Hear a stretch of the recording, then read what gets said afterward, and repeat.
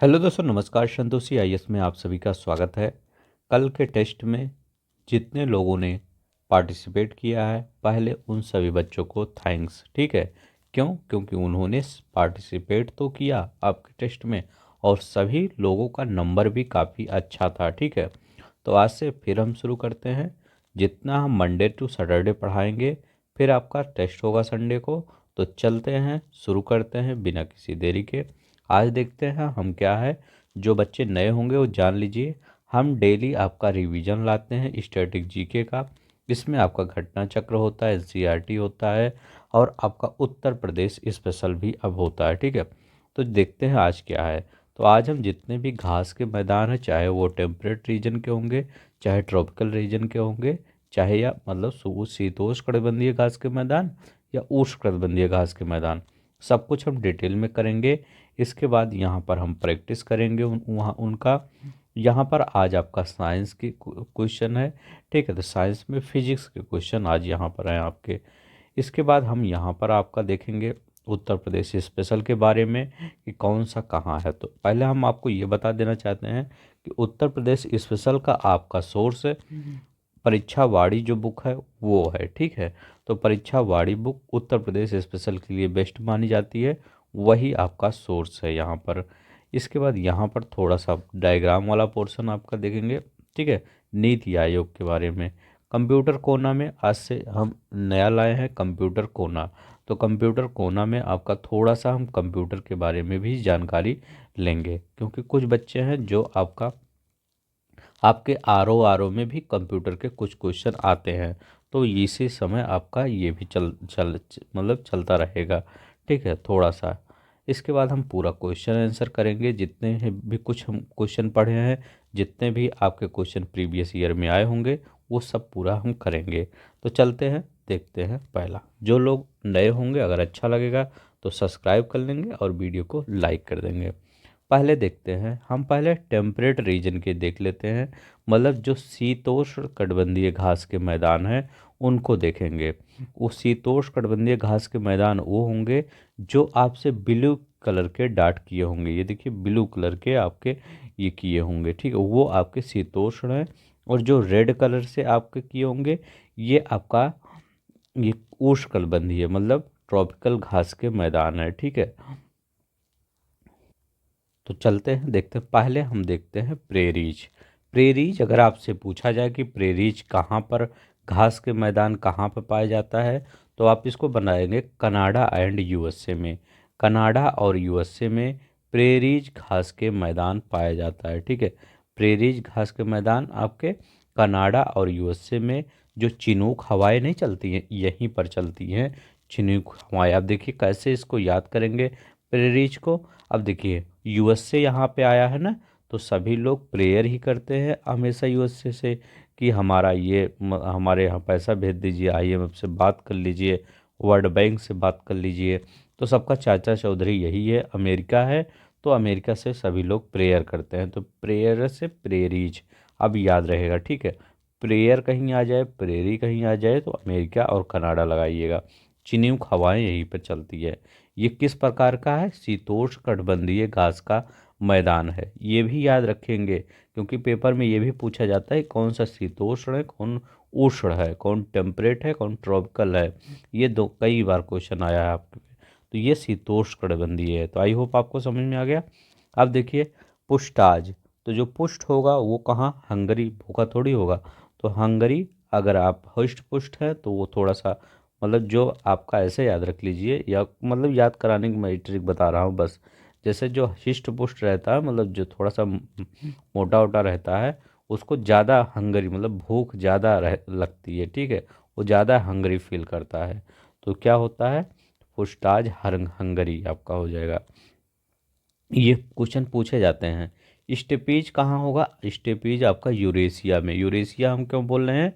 क्योंकि ये थोड़ा सा यूरेशिया में भी पड़ता है और थोड़ा सा एशिया मतलब सॉरी, थोड़ा सा यूरोप में भी पड़ता है, थोड़ा सा एशिया में पड़ता है। तो मतलब ये दोनों जगह फैला है। स्टेपीज कैसे याद करेंगे? देखिए, अगर आपको एशिया से यहाँ से आपको यहाँ से इस साइड जाना है, तो एक स्टेप पार करके जाएंगे, या इस से इस साइड जाना, मान लीजिए ये आपका बॉर्डर है एशिया ये और यूरोप का। तो आप स्टेप पार करके जाएंगे ना, क्योंकि ये दोनों ऐसे याद कर लीजिए, ये दोनों फैला है तो स्टेप पार करना होगा। स्टेप से स्टेपीज, तो स्टेपीज कहाँ होगा आपका, यूरोप में और एशिया दोनों में, यूरेशिया में। यह यूरोप और एशिया में विस्तृत शीतोष्णकटिबंधीय घास का मैदान है।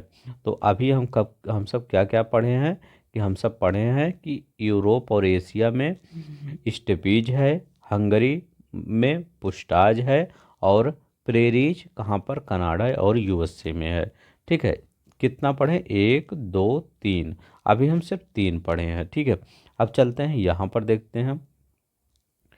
ठीक, अब देखिए ग्रान चाको आप कम पढ़ते होंगे।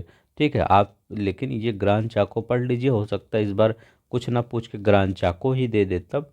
तो ग्रान चाको कहाँ है, अर्जेंटीना और पराग्वे में आपका ग्रान चाको पाया जाता है।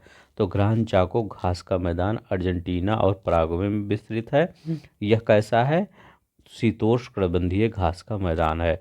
अब देखिए जो ऊपर एकदम रहेगा वो भी शीतोष्ण किस, अगर इसमें डायग्राम में आप इन सब का वो देख लीजिए कहाँ कहाँ मैं लिखा हूँ, तब भी आपको पता चल जाएगा। क्योंकि देखिए ऊपर तो एकदम ठंडी ही होगी और यहाँ नीचे भी एकदम ठंडी होगी। जो ये बीच वाला एरिया है, ये वाला दिख रहा हो, जो रेड रेड कलर का दिख रहा होगा, यहीं गर्मी होती है, तो यहीं होगा गर्मी, और सब तो ठंडा ही रहेगा।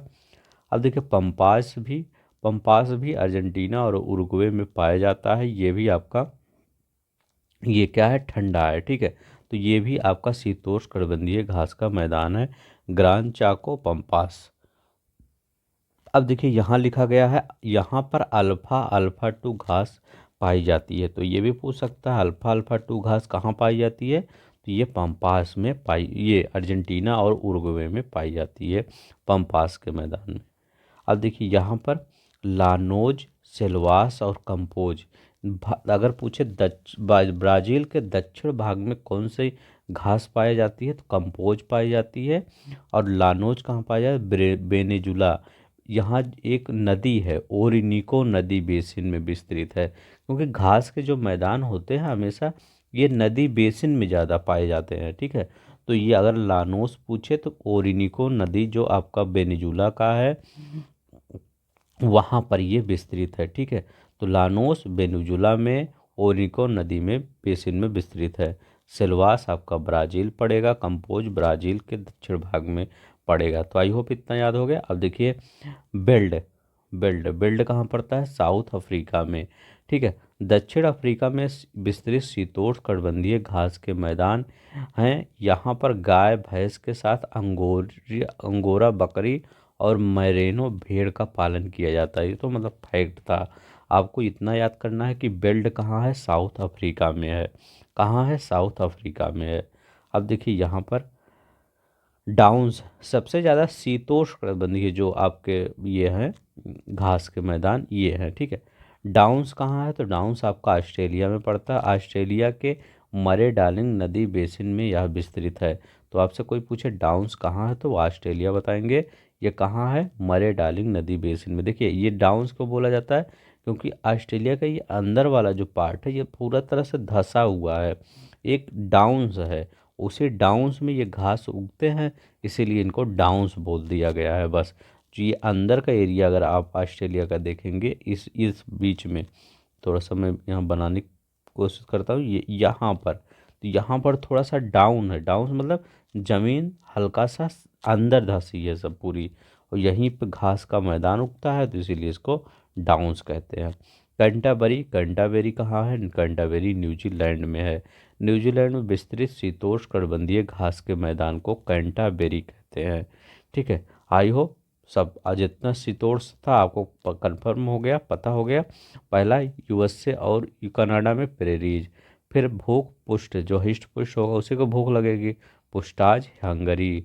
अब स्टेपीज कहाँ होगा, स्टेपीज आपका यूरेशिया में होगा। यूरेशिया मतलब यूरोप और रूस, मतलब रूस नहीं मतलब एशिया दोनों में होगा। ठीक है, और का डाउन्स आपका ऑस्ट्रेलिया में है, ये भी ये टेम्परेट है। और ये देखिए कैंटाबरी न्यूजीलैंड में है, बेल्ट अफ्रीका में, दक्षिण अफ्रीका में है, पंपास आपका अर्जेंटीना और उरुग्वे में है। और इस 10 ये मतलब जस्ट अपोजिट जाएंगे तो ग्रान चाको अर्जेंटीना और पराग्वे में विस्तृत है। ये आप देखिए, इतना तो हम पढ़ लिए आपका।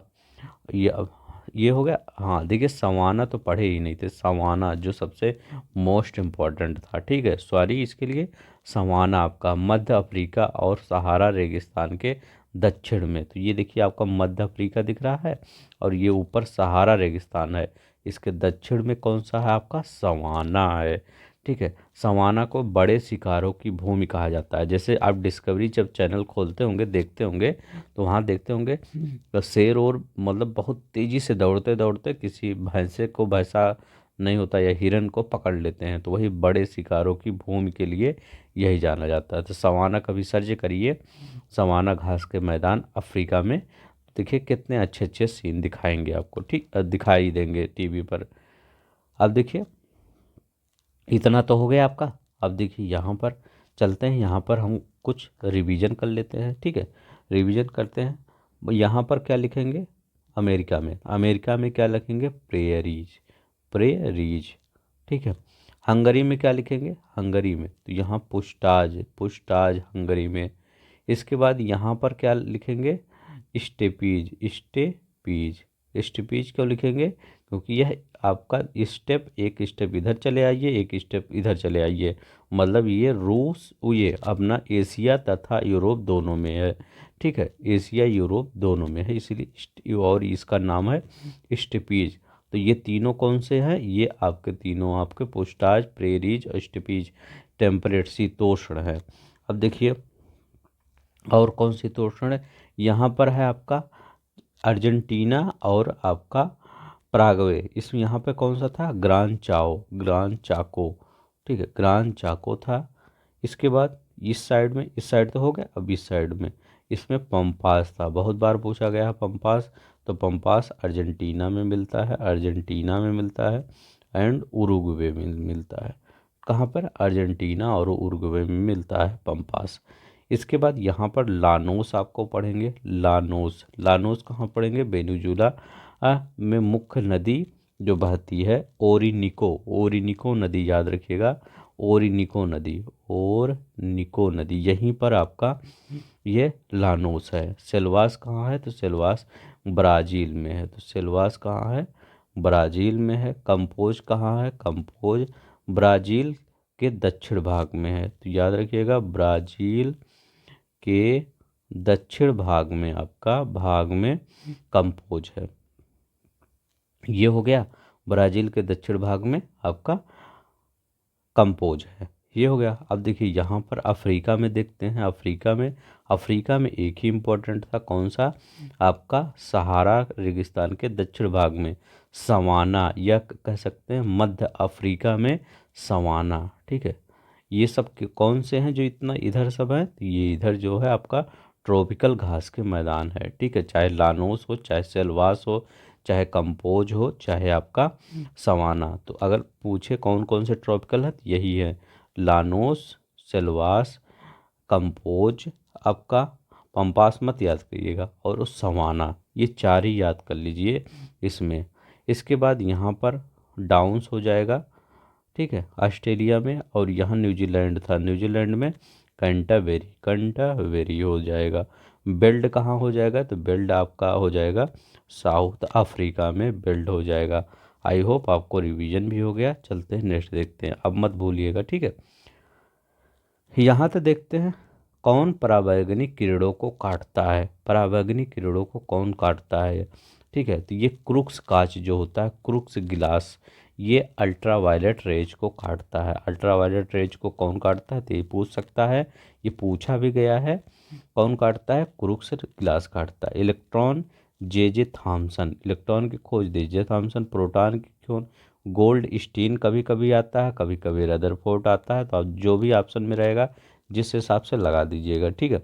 एक्स किरणें, डब्ल्यू सी रॉन्टजन ने, रॉन्टजन ऐसे लिखा रहता है, रॉन्टजन, एक्स किरणों की खोज रॉन्टजन ने किया था, और न्यूट्रॉन की चैडविक। तो ये सिंपल ही था, लेकिन हमने लिख दिया, सोचा थोड़ा सा रिवीजन होगा आपका। साधारण टार्च सेल को बनाने में जिंक और कार्बन का प्रयोग किया जाता है। जो जिंक होता है वो माइनस का काम करता है टर्मिनल, और जो कार्बन होता है वो प्लस टर्मिनल का काम करता है। ठीक है। अब देखिए यहाँ पर प्लीज़ जो लोग नए होंगे, देखिए आपके लिए डेली मेहनत करता हूँ। ठीक है, तो प्लीज़ आप सब जो पुराने होंगे वो शेयर कर दीजिए करिए, और जो नए होंगे वो सब्सक्राइब कर लिया करिए बस। अब देखिए इलेक्ट्रिक जनरेटर ये क्या करता है, यांत्रिक ऊर्जा को विद्युत ऊर्जा में कन्वर्ट कर देता है, जैसे या मैकेनिकल एनर्जी को इलेक्ट्रिकल में कन्वर्ट कर देता है। जनरेटर क्या होता है, जैसे आपका शादी पार्टी होती है, तो शादी पार्टी जब पहले जैसे शादी पार्टी जब होती थी तो जनरेटर ला के रखा जाता था, वो चलता था पूरी रात, आपका वो शादी पार्टी होती थी उसी जनरेटर से। तो कभी कभी जनरेटर से तेल ख़त्म हो जाता था, उधर शादी हो रही है उधर अंधेरा हो गया, तो तेल तेल ख़त्म हो गया और उधर अंधेरा हो गया, तो क्या हो गया था, तो वही जनरेटर क्या करता था, मैकेनिकल एनर्जी को इलेक्ट्रिकल में कन्वर्ट करता था, तभी तो वो साहब का शादी काम संपन्न होता था। तो मान लीजिए जयमाल तो हो ही जाता था, लेकिन जयमाल से आगे एक शादी वाला स्टेप होता है, वो मेन स्टेप कहलाता है। जयमाल तो ये नए दुनिया वालों का स्टेप है, जो मेन शादी होता है वो पंडित जी वाला शादी, तो उसी के जस्ट बाद चलता है। ठीक है, वो 12 बजे 1 बजे के बाद चलता है, मॉर्निंग तक चलता है वो, तो वो उसमें जनरेटर का तेल ख़त्म हो जाता था। ठीक है, तो वही इसमें क्या होता है, ये मैकेनिकल टू इलेक्ट्रिकल होगा। तो जनरेटर जब लिखा रहे तो आप शादी वाला याद कर लीजिएगा, याद हो जाएगा। इलेक्ट्रिक अगर मोटर याद करिए तो विद्युत ऊर्जा को यांत्रिक ऊर्जा में कन्वर्ट करता था इलेक्ट्रिक मोटर। ठीक है, तो विद्युत ऊर्जा को इलेक्ट्रिकल टू मैकेनिकल एनर्जी। तो कार और में नहीं मोटर वोटर लगा रहता, वो ही होता है। ठीक है, उसमें क्या होता है, मैकेनिकल एनर्जी में वो कन्वर्ट कर देता है, तो इसलिए कार और चलती है। डीजल इंजन क्या होता है, डीजल की रासायनिक ऊर्जा को यांत्रिक ऊर्जा में कन्वर्ट कर देता है। सोलर सेल सूर्य प्रकाश को विद्युत ऊर्जा में कन्वर्ट कर देता है, जैसे सूर्य प्रकाश है उसको विद्युत ऊर्जा में ही कन्वर्ट करता है ना, जैसे सोलर है, रात दिन में चार्ज होगा रात में जलता है, वही है। अब देखिए यहाँ पर माइक्रोवेव ओवन। ठीक है, ये जो माइक्रोवेव ओवन होता है उसमें क्या होता है, उसमें किसका प्रयोग किया जाता है, मैग्नेट्रॉन का प्रयोग किया जाता है। ये क्वेश्चन पूछा गया है आपका कि माइक्रोवेव ओवन में किसका प्रयोग किया जाता है, तो माइक्रोवेव ओवन में मैग्नेट्रॉन ट्यूब का प्रयोग किया जाता है। किस ट्यूब का, मैग्नेट्रॉन। अब देखिए ये वैज्ञानिक है, खोज सिद्धांत है। आइंस्टीन ने किसकी खोज की थी, इन्होंने एक्सप्लेन किया था फोटो इलेक्ट्रिक इफेक्ट, प्रकाश का विद्युत प्रभाव की व्याख्या की थी, किसने, आइंस्टीन ने। तो प्रकाश के विद्युत प्रभाव की व्याख्या किसने की थी, आइंस्टीन ने, explanation of photo electric effect. Edmund Halley कौन थे, पुच्छल तारे की खोज की थी, डिस्कवरी ऑफ कॉमेट। ठीक है, तो डिस्कवरी ऑफ कॉमेट किसने की खोज की, एडमंड हेली ने। रॉबर्ट मिल्टन ने विद्युत आवेश का मापन किया था, measurement of the electric charge. ठीक है, सीबेक, ये सीबेक क्या किए थे, ताप विद्युत, थर्मो इलेक्ट्रिसिटी से संबंधित है। ठीक है, ये खोज इसकी सिद्धांत ये लाए थे सीबेक ने, तो इतना याद रखिएगा। ठीक है, अब देखिए यहाँ पर किसने लेजर का आविष्कार किया था, आईएएस का क्वेश्चन है, तो थियोडोर मेमैन। ठीक है, तो थियोडोर मेमैन ने 1960 में किसका, लेजर का, जैसे लेजर नहीं होता शादी मतलब लेजर लाइट से, जिसे आप अयोध्या देखेंगे, अयोध्या में तो लेजर लाइट से काफ़ी वहाँ लेजर लाइट लगाई गई है। ठीक है, तो वो इसकी खोज किसने की थी, थियोडोर मेमैन ने। कोहरे में क्या होता है, गैस में द्रव होता है, ये भी क्वेश्चन इंपॉर्टेंट है। अभी ये कह सकता है कि द्रव में गैस होता है, नहीं, द्रव में गैस नहीं होता। जो गैस होता है कोहरे में उसमें द्रव होता है। ये कैसे, जैसे किसी पत्ती पे जब कोहरा गिरता है तो क्या होता है, उस पत्ती पे पानी पानी हो जाता है, या आप वैसे ही सोए रहिए ठंडी के दिन में, ऊपर कुछ रहे ना, मतलब खुले आसमान में आपकी पूरा रजाई भीग जाएगी, तो उसमें क्या होता है, गैस में द्रव, द्रव मतलब जल होता है। हिग्स बोसॉन का सामान्य नाम क्या है, गॉड पार्टिकल्स है। तो हिग्स बोसॉन का सामान्य नाम, अगर कहीं हिग्स बोसॉन लिखा रहे तो आप गॉड पार्टिकल्स लगा दीजिएगा। Smoke solid mix with gas. ठीक है, गैस मिश्रित ठोस है, मिश्रित। अब देखिए सॉलिड मिक्स विथ गैस, जो गैस होता है, स्मोक होता है, स्मोक। ठीक है, तो ये आपका सॉल गैस मिश्रित ठोस होता है। ठीक है, स्मोग भी के बारे में याद रखिएगा। बर्फ एक मिश्रण नहीं है, जबकि आइसक्रीम शहद वायु एक मिश्रण है। बर्फ एक मिश्रण क्यों नहीं है? तो उसमें सिर्फ बर्फ में सिर्फ पानी होता, तो वो मिश्रण नहीं है। ठीक है। टिन जिसको कहते हैं, यह एक शुद्ध रासायनिक तत्व है, यह मिश्रण नहीं है। लेकिन समुद्री जल, वायु और मृदा एक मिश्रण है। ठीक है, समुद्री जल में नमक होता है, वायु में nitrogen, oxygen, carbon dioxide, argon, ये सब देखिए कितनी गैस होती है, तो मिश्रण तो होगा ही।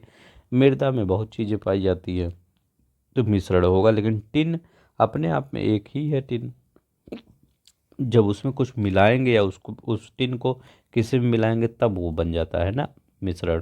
पहले पहले तो टिन तो मिश्रण थोड़ी है। भारी जल का D2O का एटॉमिक वेट अणुभार 20 होता है। अगर पूछे कोई कि D2O का अणुभार या एटॉमिक वेट कितना होता है, 20 होता है, लगाइएगा। आयोडाइज साल्ट क्या होता है? जो नहीं कहते हैं आयोडाइज साल्ट खाइए नहीं तो गोइटर रोग हो जाएगा। गोइटर मतलब घोंघा रोग हो जाएगा। ये गला होता है ना, ये फूल जाता है ये। तो क्या होता है उसमें, आयोडाइज साल्ट में होता क्या है? तो पोटेशियम आयोडाइड होता है और साधारण नमक का मिश्रण होता है। क्या? पोटेशियम आयोडाइड और साधारण नमक का मिश्रण होता है। कमी से घेंघा रोग हो जाता है। बोस आइंस्टीन संगठित कंडेंसेट इस द्रव की जो पांचवी अवस्था थी। ठीक है, तो द्रव की पांचवी अवस्था किसने दिया था? बोस आइंस्टीन संगणित, मतलब बोस आइंस्टीन ये संगणित है क्या है? तो बोस आइंस्टीन कंडेंसेट इज द्रव की पांचवी अवस्था इन्होंने बताया था।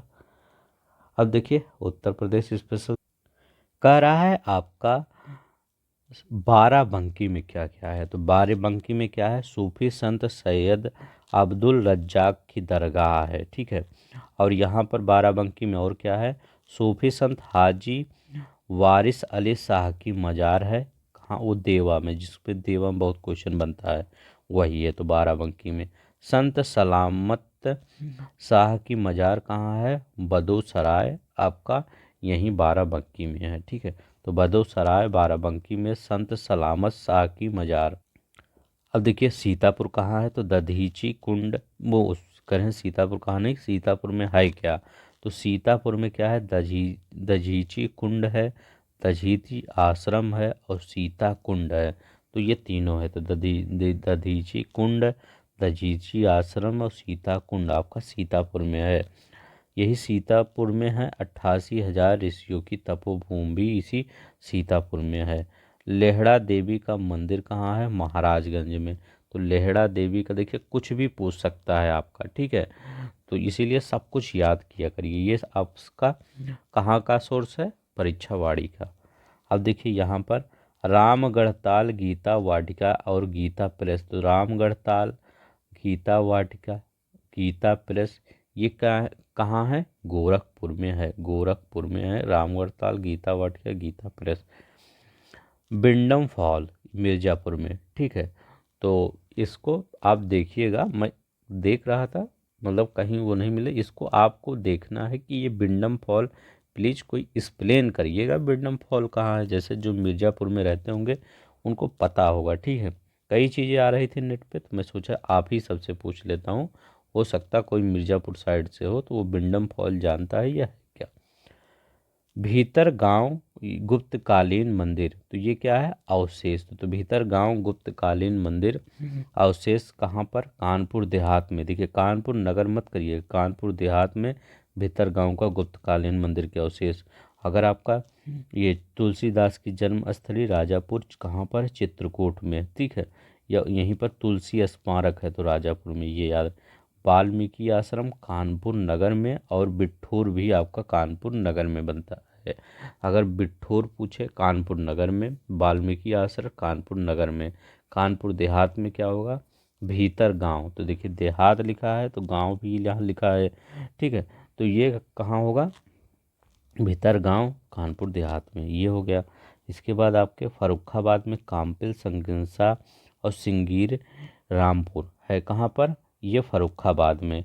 ऋषि सिंगी ऋषि मंदिर श्री श्रृंगीपुरम कहाँ है? फर्रुखाबाद में है। बौद्ध धर्म में स्त्रियों को प्रथम प्रवेश इसी स्थल पर हुआ था। ये कहाँ पर? ये सकिंसा में। ठीक है, सकिंसा कहाँ है? फर्रुखाबाद में है। यहीं पर बौद्ध संघ में प्रथम बार इस प्रवेश इसी स्थल पर हुआ था स्त्रियों का। इधर देखते हैं एटा में क्या करें। पटना पश्चिम बिहार कहाँ है? एटा में है। जलेसर कहाँ है? एटा में। अतरंजी खेड़ा व मारहरा, ठीक है, ये भी कहाँ है? खेड़ा में। तो अतरंजी खेड़ा हिस्ट्री में बहुत बार सुने होंगे, कहाँ पर है? एटा में है, याद रखिएगा, आप सब नहीं जानते होंगे। कासगंज में बारह मंदिर, अक्षय वट। हाँ, अक्षय वट तो आपका इलाहाबाद में भी है, लेकिन वहाँ भी है, देख लीजिएगा। ठीक है, मतलब यहाँ भी है आपका कासगंज में भी है, इलाहाबाद में भी अक्षय वट है। तो आप जैसे ही ऑप्शन में होगा उसी प्रकार से लगाइएगा। सुकर क्षेत्र बोला जाता है कासगंज को। बटुकेश्वर नाथ मंदिर, ठीक है, तो बटुकेश्वर नाथ मंदिर भी यहीं पर है कासगंज में। और देखिए यहाँ पर पांडव की राजधानी कहाँ है? ये मेरठ में। मेरठ के हस्तिनापुर में पांडव की राजधानी मानी जाती है।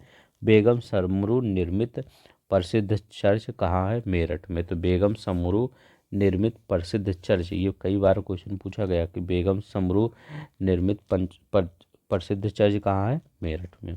अब देखिए इतना है, आपको आई होप याद हो गया होगा। ठीक है, चलिए हम नेक्स्ट देखते हैं। यहाँ पर देखते हैं यहाँ क्या कर रहा है।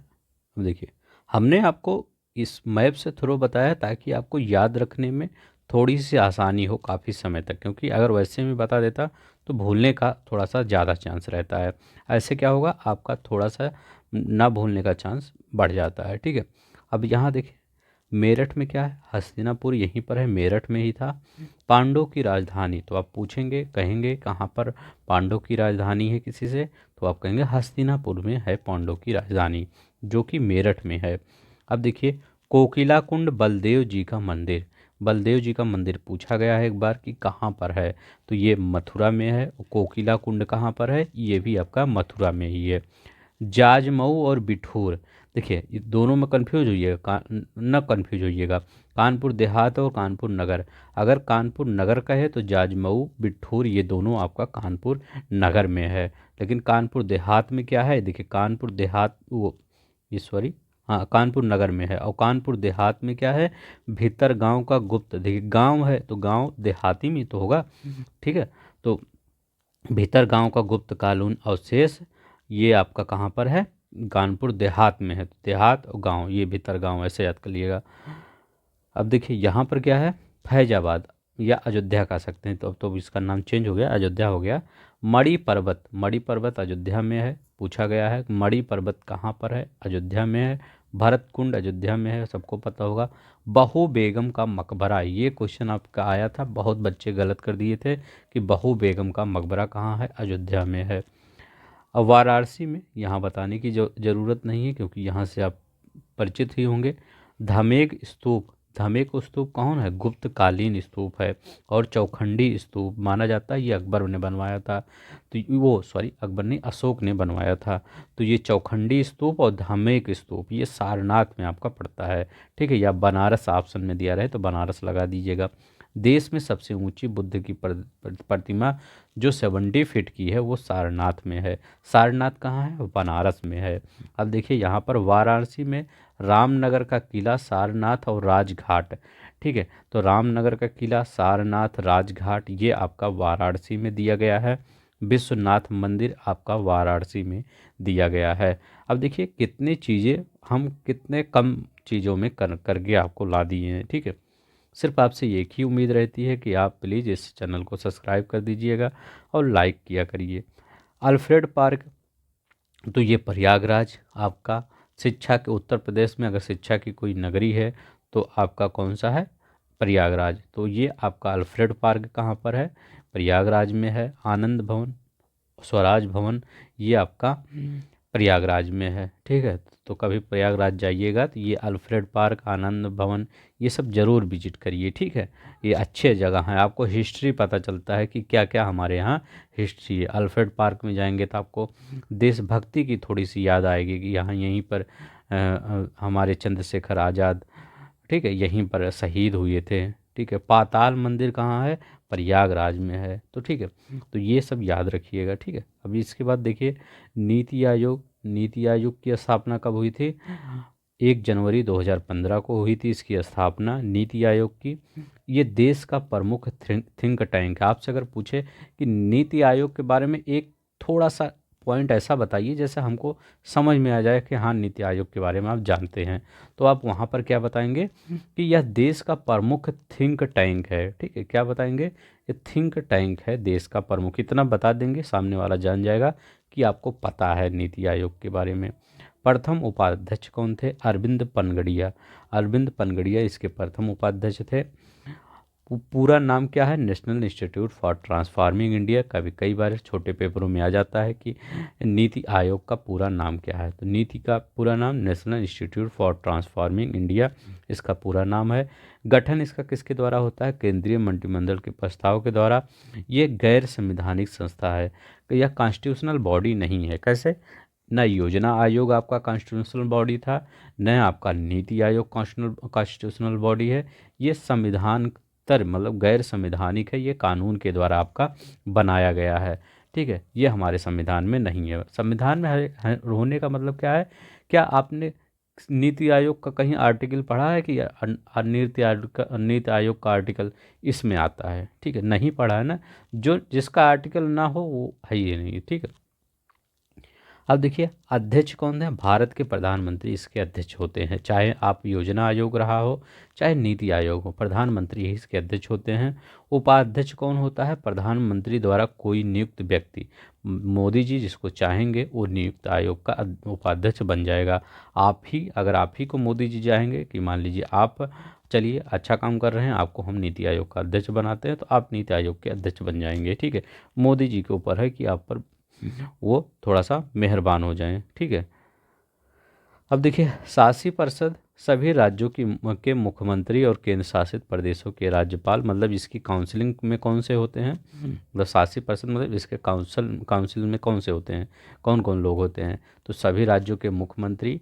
कौन? लाइक के जैसे योगी जी आपका, और ये ममता जी। अच्छा, जितने भी राज्य हैं वो सभी राज्यों के मुख्यमंत्री और केंद्र शासित प्रदेश के राज्यपाल, जैसे चाहे आपका दिल्ली हुआ, चाहे जम्मू कश्मीर हुआ, सब यहाँ के राज्यपाल इसके परिषद काउंसिल के सदस्य होते हैं।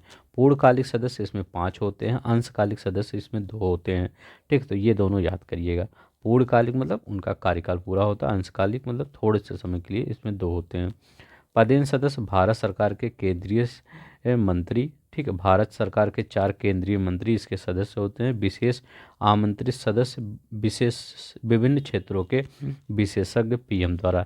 जैसे आपको बुला लिया गया कि बिजनेस के फील्ड से कोई आए, तो आपको मान लीजिए रतन टाटा जी को बुला लिया, आनंद महिंद्रा जी को बुला लिया गया कि आइए बिजनेस के फील्ड में आप थोड़ा सजेशन दीजिए क्या कर सकते हैं। ठीक है, आगे बिजनेस में, या साइंटिस्ट के फील्ड में किसी को बुला लिया गया।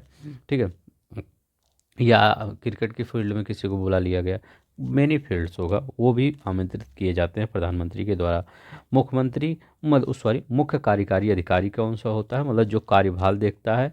केंद्र का सचिव स्तर का अधिकारी, मतलब जो केंद्र में सचिव स्तर के अधिकारी होते हैं वही इसका कार्यभार भी देखते हैं।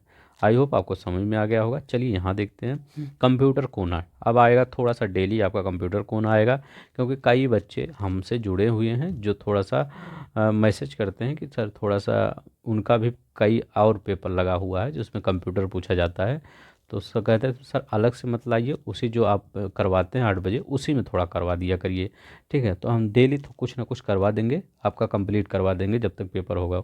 ठीक है, तो देखिए यहाँ पर कंप्यूटर कोना में क्या है? बायोस का फुल फॉर्म क्या होता है? Basic input output system. यहाँ बी माने बेसिक, आई माने इनपुट, ओ माने आउटपुट सिस्टम। बायोस का फुल फॉर्म पूछ लिया जाता है। बायोस का फुल फॉर्म होता है बेसिक इनपुट आउटपुट सिस्टम।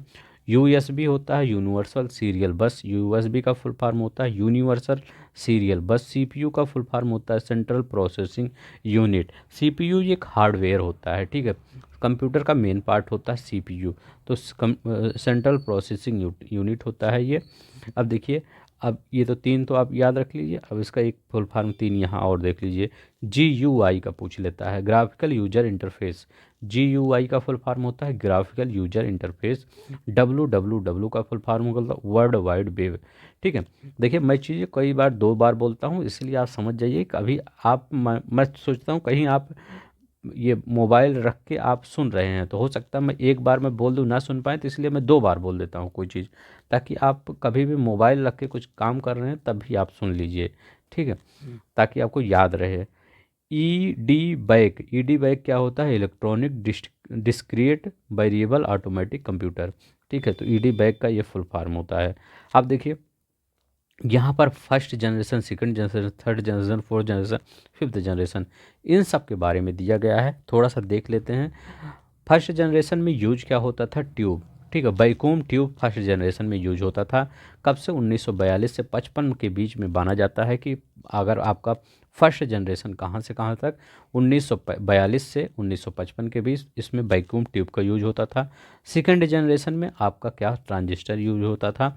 1956 से 64 के बीच में माना जाता है सेकेंड जनरेशन। इसमें ट्रांजिस्टर, ये आप कई बार क्वेश्चन पूछा गया था, ये ट्रांजिस्टर जो है ये कौन से जनरेशन में आपका यूज होता था? आर ओ में कंप्यूटर के क्वेश्चन आते हैं, 1 से 2 क्वेश्चन हर बार आ जाते हैं। आर ओ प्रीवियस ईयर देख लीजिए। ठीक है, तो इसीलिए हमने यहाँ ला दिया है ताकि आपका एक भी क्वेश्चन इस बार गलत ना हो। मेरिट एक एक नंबर से डिसाइड होती है।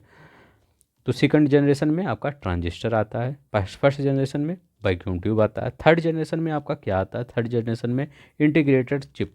ठीक है, IC जिसको आप कहते हैं नहीं, IC। तो ये कब से कब चला था? 1965 से 75 के बीच में IC यूज होता है सेकंड जनरेशन में, वो थर्ड जनरेशन में, सॉरी। थर्ड कैसे याद करेंगे? अब देखिए यहाँ थर्ड लिखा गया है ना, और C का नंबर क्या होता है? चिप। चिप का नंबर क्या होता है? 3 होता है। मतलब चिप का नंबर नहीं, C का नंबर क्या होता है?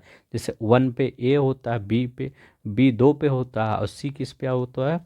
ये 3 पे होता है। तो 3 थर्ड जनरेशन, ऐसे याद कर लीजिए ताकि आप भूलें ना। ठीक है, सेकंड में ट्रांजिस्टर, फर्स्ट में ट्यूब वैक्यूम ट्यूब। इतना याद हो गया? चलिए, मेरा मकसद है सिर्फ याद करवाना आपको, बस। पूरे यूट्यूब पे कोई याद नहीं करवाता, सिर्फ मैं ही आपको याद करवाता हूँ। फोर्थ जनरेशन क्या है? माइक्रो प्रोसेसर और VLSI। फोर्थ जनरेशन में आपका माइक्रो प्रोसेसर आता है, VLSI आता है। ये फोर्थ जनरेशन में कब से कब चला था? 1976 से 1989 में। कई लोग का तो जन्म भी नहीं होगा इसमें जब ये चल रहा था, 76 से 89 तक के। फिफ्थ जनरेशन में क्या होता है? सुपर कंप्यूटर आता है। सुपर कंप्यूटर, VLSI, ULSI और SLSI। ठीक है, ये होता है। ये मतलब ये मैं नहीं कह रहा हूँ कि माइक्रो प्रोसेसर अब बंद हो गया है, 89 तक ही चला है, अभी भी चलता है, लोग यूज करते हैं, ये नहीं बंद हो गया है। लेकिन मेनली कब से कम माना जाता है ये दिखाया गया था। ठीक है, तो ULSI और SLSI, VLSI किस में आता है? फोर्थ में। अगर ULSI, ये U है, ठीक है, U है, भी मत पढ़िएगा। ठीक है, ULSI, तो ULSI आपका इसमें आपका फिफ्थ जनरेशन में, और SLI सुपर कंप्यूटर में। ये सुपर कंप्यूटर फिफ्थ जनरेशन का पार्ट है। 1990 से अब तक ये सब चल रहा है। ठीक है, याद रखिएगा। फर्स्ट जनरेशन में INBEC आता है, EDBEC आता है, UNIBEC आता है। ये फर्स्ट जनरेशन के कंप्यूटर हैं।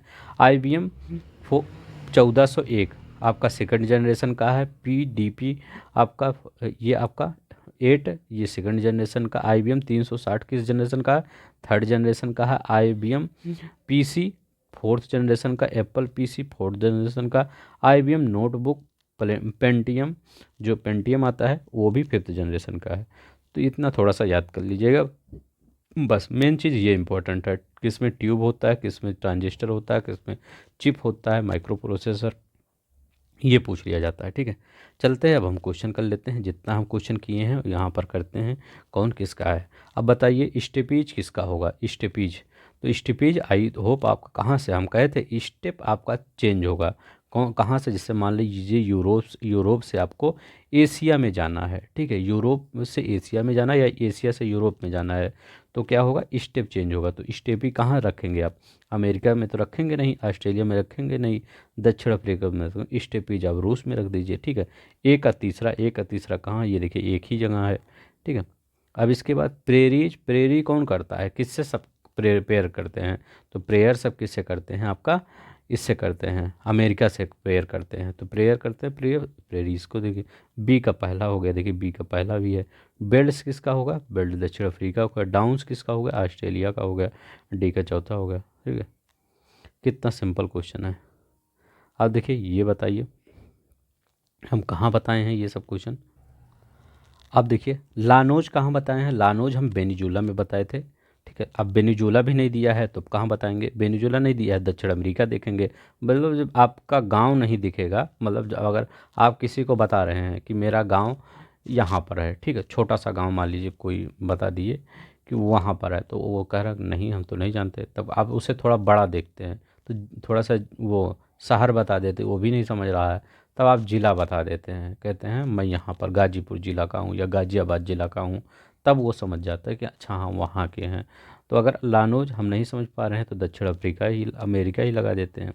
स्टेपी कहाँ लगाएंगे, स्टेपी आप कहाँ लगा देंगे, यूरोप में लगा देंगे, क्योंकि यूरोप और एशिया में दोनों जगह स्टेपी पड़ता है।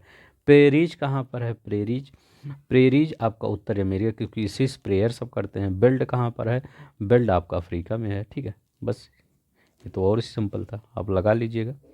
अब देखिए यहाँ पर करें, केन्या कंपास है, अर्जेंटीना पंपास है, वेनेजुला आपका सवाना है, संयुक्त राज्य अमेरिका स्टेपीज है। तो कौन सा एक जोड़ा सही है ये पूछ रहा है, तो बताइए एक ही सही इसमें। तो हम कौन सा बताए थे, पंपास बताए थे। तो जैसे आपका ये है, थोड़ा सा मैं फिगर बना देता हूँ, ये ऐसे बना था ऐसे, तो सॉरी ये सही नहीं बन पाया है, ये ऐसे। ठीक है, तो ये आपका यहाँ पर पंपास था, ये इधर क्या था, ग्रान चाको, ग्रान चाको यहाँ था और यहाँ पंपास था।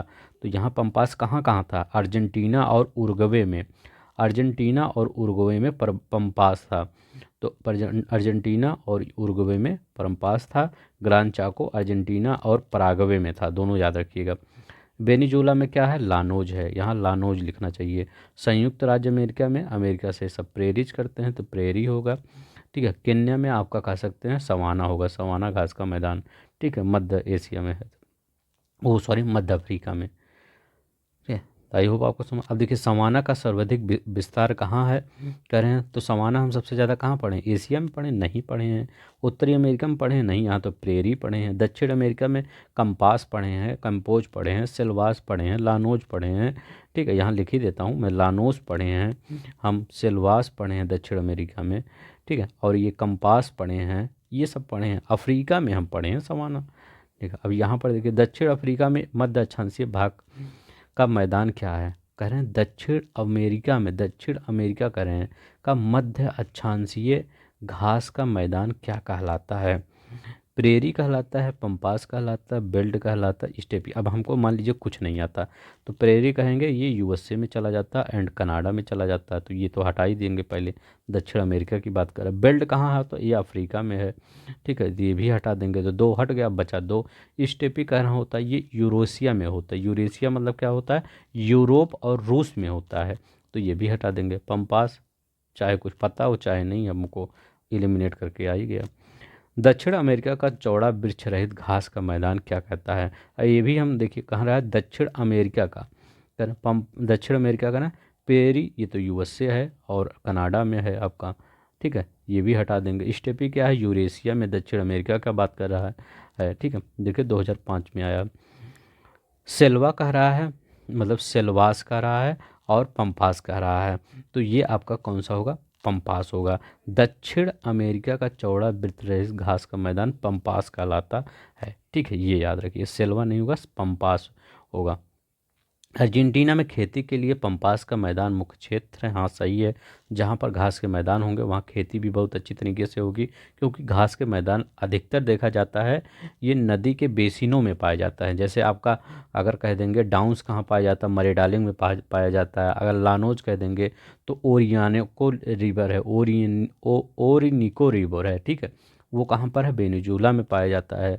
तो ऐसे ऐसे आपका जो मतलब ये है नदी बेसिन, यहाँ पर ज़्यादा घास के मैदान ही पाए जाते हैं। तो आपका दोनों ही आपका सही है। उपजाऊ मिट्टी और शीतोष्ण, पंपास आपका शीतोष्ण है ना, अभी हम ऊपर क्या बताए थे, पंपास शीतोष्ण जलवायु का घास का मैदान है, तो ये आपका दोनों ही सही है। कौन सा सही है इसमें बताइए। करें कैंपास उत्तरी Brazil, Llanos Venezuela, Pampas Chile, Selvas दक्षिण ब्राज़ील। अब देखिए इसको हम आपको फिगर दिखा दें कि आपको याद है फिगर, ठीक है, तो मैं आपको फिगर ही दिखा देता हूँ, ठीक है, थोड़ा सा, नहीं तो आप कन्फ्यूज, क्योंकि ये है आपका फिगर। एक बार फिगर दिखा देता हूँ, इसके बाद आप तो देख ही लेंगे। ये हैं, अब एक बार फिर देख लीजिए आप फिगर। पंपास ये देखिए दक्षिण के अमेरिका में पाया जाता है, मतलब दक्षिण अमेरिका के दक्षिण साइड में, ठीक है। कंपोज इस पार इधर पाया, कंपोज भी आपके दक्षिणी साइड में पाया जाता है, लानोज उत्तर में, सेल्वास ये है, ठीक है। आई होप आपको समझ में आ गया होगा। चलिए हम वहाँ देखते हैं। अब देखिए यहाँ पर कहाँ गए थे, ये यहाँ पर था, कहाँ पर, ये आपका। अब देखिए कंपास कर रहा है, कह रहा है उत्तरी ब्राज़ील में, तो उत्तरी ब्राज़ील में लानोज कर रहा है बेलू, कौन सा सही सुमेलित है, तो लानोज ही सुमेलित है, तो ब्राज़ील में है ना, तो लानोज कहाँ है, ब्राज़ील में, कहाँ पे, ओरनिको नदी है जो वहीं पर, ये इसका जो नदी बेसिन है इसका विस्तार है। पंपास कहाँ पर है, आपका ब्राज़ील के दक्षिण भाग में, मान लीजिए ये आपका ब्राज़ील है, ये तो इसके यहाँ पर पंपास है, ठीक है, दक्षिणी भाग में, चिली में कहाँ है आपका। और सेल्वास क्या है, सेल्वास आपका उत्तरी भाग में, यहाँ पर सेल्वास है आपका, जैसे लाइक आप कह सकते हैं गुइना वुइना, फ्रेंच गुइना इस साइड पड़ता है, यह ब्राज़ील के उत्तरी भाग में, ठीक है, ये पड़ता है। चिली, चिली तो आपका इस साइड है, तो यहाँ कहाँ सेल्वास लिखे थे, सेल्वास तो हम इस साइड लिखे थे ना, तो ये हो गया। चलते नेक्स्ट देखते हैं, कौन सही सुमेलित नहीं है, डाउन्स स्टेपीज सेल्वा टैगा, ठीक है, तो इसमें बताइए कौन सा सही सुमेलित नहीं है। अब देखिए डाउन्स क्या है, डाउन्स आपका करें उष्णकटिबंधीय घास का मैदान, हम डाउन्स कह रहे हैं, उष्ण नहीं था, ये शीतोष्ण था, क्योंकि आपका जो वो ऑस्ट्रेलिया है, ऑस्ट्रेलिया कैसे बनता है, ऑस्ट्रेलिया ऐसे बनता है, ये ऐसे ऐसे, ठीक है, ऐसे कुछ बनता है, ठीक है, जैसे ही बना होगा आप देख लीजिएगा, ठीक है। अब यहाँ पर क्या है आपका, इधर से जा रहा है क्या, आपका जो आपका इक्वेटर है इधर से जा रहा है, तो इधर इक्वेटर के एकदम नीचे ये पड़ जाता है, तो डाउन्स यहाँ पर जो मैदान है वो शीतोष्ण का है, तो ये तो आपका गलती है। स्टेपीज क्या है, शीतोष्ण का है, हाँ ये तो सही है, स्टेपीज आपका शीतोष्ण का है। सेल्वा क्या है, उष्णकटिबंधीय, ये भी सही है। सेल्वा क्या है, जो हम लानोज लिखे थे उसके नीचे सेल्वास था, सेल्वा सेल्वास एक ही है। टैगा क्या है, तो टैगा तो वैसे भी शीतोष्ण होता है, ठीक है, छोटे छोटे पेड़ होते हैं। तो डाउन्स आपका शीतोष्ण होता है, शीतोष्ण, मैं अभी कह रहा था ना, आपका ये भी पूछा जाता है कौन सा घास का मैदान शीतोष्ण है, शीतोष्ण मतलब टेम्परेट है, और कौन ट्रॉपिकल है, उष्णकटिबंधीय कौन है, ठीक है, ये पूछा जाता है, तो ये याद रखिएगा। इसमें सिर्फ ट्रॉपिकल में इतना चीज़ याद रखिए, ट्रॉपिकल में लानोस याद रख लीजिए, सेल्वास याद रखिएगा, कंपोज याद रखिएगा, ठीक है, पंपास मत याद रखिए, कंपोज और सवाना, और जितना भी रहे उसको आप क्या कर देंगे, वो टेम्परेट में कर देंगे। तो लानोज, सेल्वास, कंपोज, सवाना, चार चीज़ें याद रख लीजिए, इसके बाद छोड़ दीजिए, ठीक है, देखा फिर जाएगा, और इससे ज़्यादा आएगा भी नहीं। लानोज, सेल्वास, कंपोज और सवाना ये आपका उष्णकटिबंधीय है, ट्रॉपिकल है, और जितने हैं आपका वो है। कौन सा देश का पंपास घास का मैदान है, पंपास घास के मैदान स्थित है कहाँ पर, अर्जेंटीना में है, ठीक है, तो अर्जेंटीना और उरुग्वे में है, यहाँ पर मेनली अगर देखा जाए तो अर्जेंटीना ही बोला जाता है, उरुग्वे होता है लेकिन अर्जेंटीना है तो अर्जेंटीना ही लगा दीजिए। किस देश में किस में पंपास का घास का मैदान पाया जाता है, पंपास ये भी तो वही तो क्या, अच्छा 2012 में आया है, 2018 में आया है, ये मेंस में आया है 12 में, इसके बाद प्री में उठा के दे दिए हैं, तो अर्जेंटीना लगा दीजिए, ठीक है। शीतोष्ण घास के मैदान यूरेशिया में पाए, यूरेशिया हम क्या बताए हैं, स्टेपीज, स्टेप होकर एक स्टेप, दूसरे स्टेप पे दूसरे स्टेप, तीसरे स्टेप, तो स्टेपीज हो जाएगा।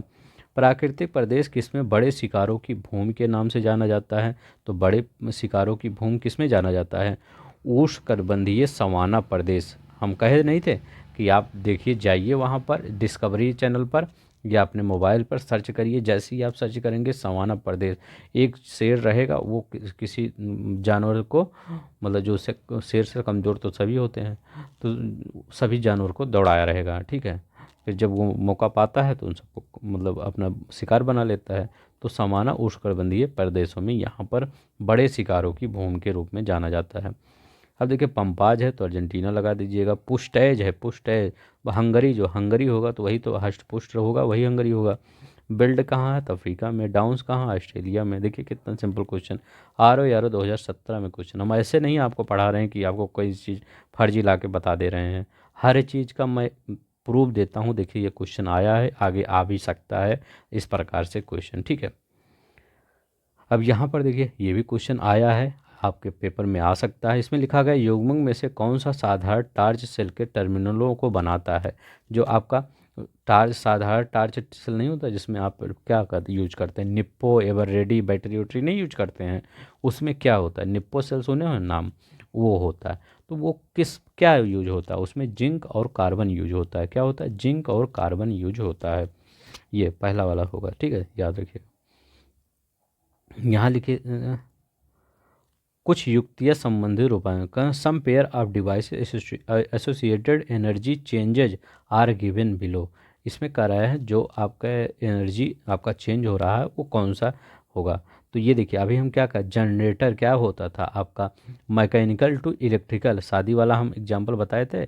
उसमें क्या होता है, शादी में जनरेटर चलता है, उसके बाद वो इलेक्ट्रिकल में कन्वर्ट कर देता है। यांत्रिक से विद्युत, ये भी सही है। इलेक्ट्रिक मोटर विद्युत से यांत्रिक करता है, ये भी आप सही, पहला और दूसरा आपका सही है, ठीक है।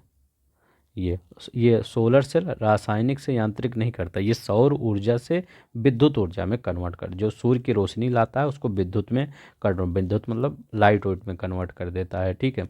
डीजल इंजन क्या होता है, ये रासायनिक से मैकेनिकल एनर्जी में कन्वर्ट कर देता है, ठीक है। तो ये भी आपका गलत है, ये भी गलत है, ये भी गलत है। माइक्रोवेव ओवन में जिस माइक्रो ट्यूब का प्रयोग किया जाता है वह क्या होता है। तो वो क्या होता है, देखिए RAS 2012 में क्वेश्चन आया, मैं सोचा इसको ले लिया जाए, हो सकता है आप में कभी आ जाए क्वेश्चन, क्योंकि ये बहुत कम पूछ गया है बुक में। तो माइक्रोवेव ओवन में क्या यूज होता है, मैग्नेट्रॉन ट्यूब का यूज होता है, ठीक है। तो मैग्नेट्रॉन ट्यूब का यूज किया जाता है। गॉड पार्टिकल्स क्या है, तो गॉड पार्टिकल्स क्या है, हिग्स बोसान। हिग्स बोसान आपका गॉड पार्टिकल्स होता है, गॉड पार्टिकल हिग्स बोसान होता है। धुआं किस प्रकार का मिश्रण है, तो धुआं किस प्रकार का मिश्रण है, क्या है, solid mix with gas, gas मिश्रित ठोस है, ठीक है। तो ये धुआं क्या होता है, गैस मिश्रित ठोस होता है। सीडीएस में क्वेश्चन आया है। निम्न कौन सा पदार्थ मिश्रण नहीं है, तो कौन सा मिश्रण नहीं, आइसक्रीम में कई प्रकार के मिश्रण होते हैं, इसको बताना। शहद भी एक मिश्रण ही होता है, कई फूलों का कई चीज़ें उसमें मिली होती हैं। वायु आपका मिश्रण ही है, वायु में नाइट्रोजन आपका सबसे ज़्यादा होता है, ऑक्सीजन होता है, कार्बन डाइऑर्गन ये सब मिला होता है, तो ये भी मिश्रण होगा। बर्फ आपका नहीं होता है। वायु एक है, यौगिक है, तत्व है या मिश्रण है, तो वायु एक आपका मिश्रण है। देखिए ये क्वेश्चन कहाँ पे आया है, वायु, यहाँ वायु है, ये आपका इंडिया 2009 में आया है। ऐसे क्वेश्चन अगर, सॉरी, हाँ ठीक है, तो ये यहाँ पे आप बता ही देंगे, ठीक है। तो क्या है, मिश्रण नहीं है, तो ये वायु है। और इसमें वायु एक क्या है, वायु एक मिश्रण है, ठीक है। तो मिश्रण कौन सा, वायु। मिश्रण क्या होते हैं, जिसमें कई चीज़ें जो मिली होती हैं वो एक जैसे नहीं होती, वो कई कई क्वांटिटी में मिली होती हैं। जैसे नाइट्रोजन कई क्वांटिटी में, ऑक्सीजन, ये तो सब कुछ मिलके बनता है उसमें। अब देखिए आयोडीनीकृत नमक क्या है, कहते नहीं, अरे आयोडीनी नमक में ग्वाइटर रोग हो जाएगा, घेंघा रोग हो जाएगा। ये आयोडीनीकृत नमक क्या होता है, आयोडाइज नमक क्या होता है, आयोडाइज नमक होता है जिसमें पोटेशियम आयोडाइड और साधारण नमक का मिश्रण होता है, वो आयोडाइज नमक होता है, ठीक है। तो बस इतना ही आज के लिए, ठीक है। तो पोटेशियम आयोडाइड और साधारण नमक, इसको अगर खाते हैं तो आपको घेंघा रोग नहीं होता है। अगर आपको पसंद आ रहा होगा हमारा ये सीरीज, तो प्लीज़ आप सपोर्ट करिए ताकि हमको मोटिवेशन मिले कि हम आपके लिए ये सीरीज डेली लाएं, ठीक है। आप ही एक मोटिवेशन दे सकते हैं इस सीरीज़ को कंटिन्यू करने के लिए। अगर आप इस सीरीज़ को नहीं लाइक करेंगे, नहीं सब्सक्राइब करेंगे, तो हम धीरे धीरे हमारा मोटिवेशन डाउन ही हो जाएगा, फिर हम सीरीज क्या करेंगे, आगे थोड़ी बढ़ा पाएंगे। तो प्लीज़ आप ही कर सकते हैं ये, इसको चैनल को सब्सक्राइब कर दीजिए, लाइक कर दीजिए। धन्यवाद। जय हिंद, जय भारत, अपना ख्याल रखिएगा।